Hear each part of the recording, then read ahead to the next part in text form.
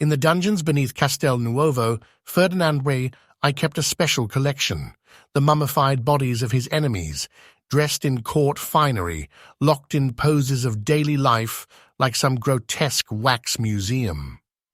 This was no mere chamber of horrors, but a personal art gallery for a king whose imagination ran as dark as the waters of the Bay of Naples. Here sat the man who had betrayed him at dinner, forever frozen at a feast he would never taste. There stood the baron who had plotted against him, eternally bowing in mock fealty. Born in 1423 as the illegitimate son of Alfonso V of Aragon, Ferdinand learned early that legitimacy was something that could be created or destroyed by power alone. His father conquered Naples through force of arms, and Ferdinand would hold it the same way, transforming from a bastard child into a king whose very cruelty became a form of statecraft. The Naples he inherited in 1458 was a kingdom balanced on knife's edge.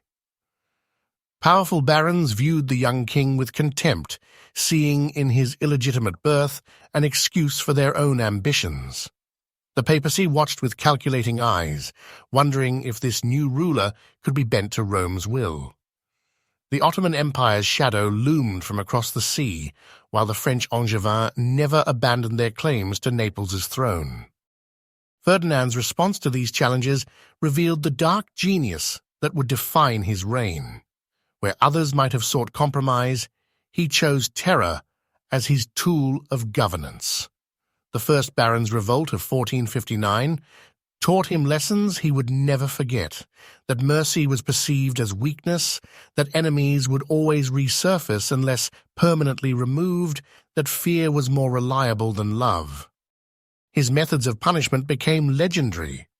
Those who opposed him might find themselves invited to sumptuous feasts, only to be arrested between courses. Others disappeared into his dungeons, emerging only as additions to his macabre collection. He developed an artist's appreciation for the theatre of cruelty, understanding that it wasn't enough to eliminate enemies. One had to transform them into cautionary tales. Yet this same man was also a patron of Renaissance culture, turning Naples into a center of humanist learning and artistic innovation. He established one of Italy's first printing presses, supported poets and scholars, and modernized the kingdom's administration. The contradiction was only apparent. Ferdinand understood that cultural sophistication could serve power as effectively as brutality. The Second Baron's Revolt of 1485 proved his methods effective, if not admirable. When the rebels surrendered, expecting the traditional cycle of rebellion, forgiveness, and restoration, Ferdinand showed them how thoroughly they had misread him. The lucky ones were executed quickly. Others joined his underground gallery, their final expressions of betrayed expectations preserved for his private contemplation. Marriage became another weapon in his arsenal. He wed his illegitimate daughter to one powerful noble, his son to the daughter of another, weaving a web of family ties that bound potential enemies to his cause. Those who accepted such honors discovered that becoming Ferdinand's relative offered no protection. It merely gave him a more intimate means of surveillance. His relationship with the Church demonstrated his political acumen. Though often at odds with the papacy, he maintained an outward show of piety while systematically stripping the Church of power within his realm. He understood that religious authority, like any other, was ultimately based on practical power, and he made sure that all practical power in Naples flowed through him. The Ottoman threat brought out both his strategic genius and his capacity for calculated brutality. When Turkish raiders struck his coasts, he responded not just with military force, but with psychological warfare. The fate of captured Turkish sailors became the stuff of fearful legend, ensuring that many Ottoman captains would rather face their sultan's wrath than risk falling into Ferdinand's hands. In private moments, his behavior suggested a man haunted by his own methods. He suffered from insomnia, wandering the corridors of Castel Nuovo at night, sometimes visiting his gallery of enemies for hours of silent contemplation. Servants reported hearing him engage in conversations with his preserved victims, perhaps seeking justification from those he had destroyed. The economy of Naples flourished under his reign, though the means were often as harsh as his political methods. He monopolized essential industries, controlled grain prices with an iron hand, and turned tax collection into a form of state terrorism. Yet the resulting stability and prosperity led many citizens to decide that Ferdinand's cruelty was a price worth paying for order. His patronage of the arts revealed another dimension of his character. He seemed to understand that cultural achievement could launder even the darkest reputation. The books produced by his printing press, the paintings commissioned for his palaces, the architectural splendors he added to Naples, all served to create an image of enlightened kingship that existed uncomfortably alongside his reputation for brutality. As he aged, Ferdinand's paranoia deepened.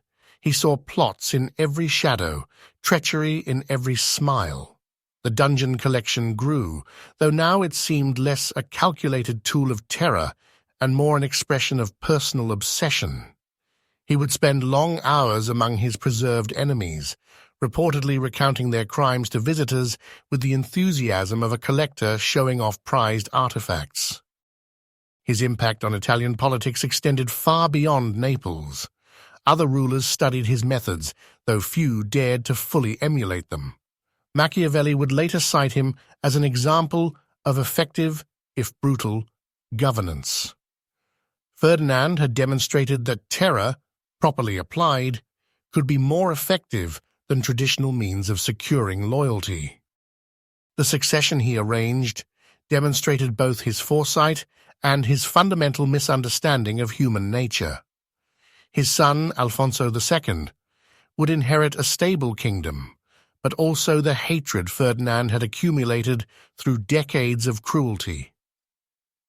Within years of Ferdinand's death, the French would invade, and the kingdom he had held together through terror would begin to unravel.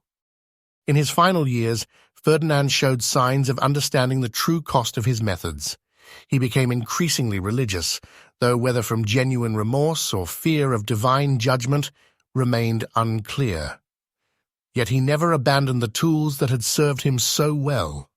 His last recorded official act was ordering the execution of a suspected conspirator.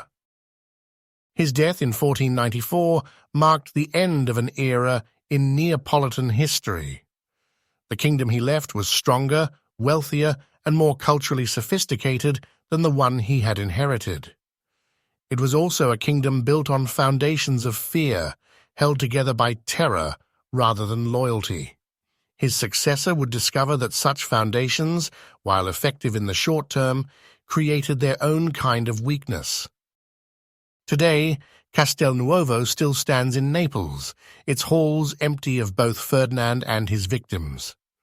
The dungeon collection was destroyed during the French invasion, though descriptions survive in horrified diplomatic reports and private letters. What remains is the legacy of a king who understood power in its most brutal form and wielded it with an artist's appreciation for effect.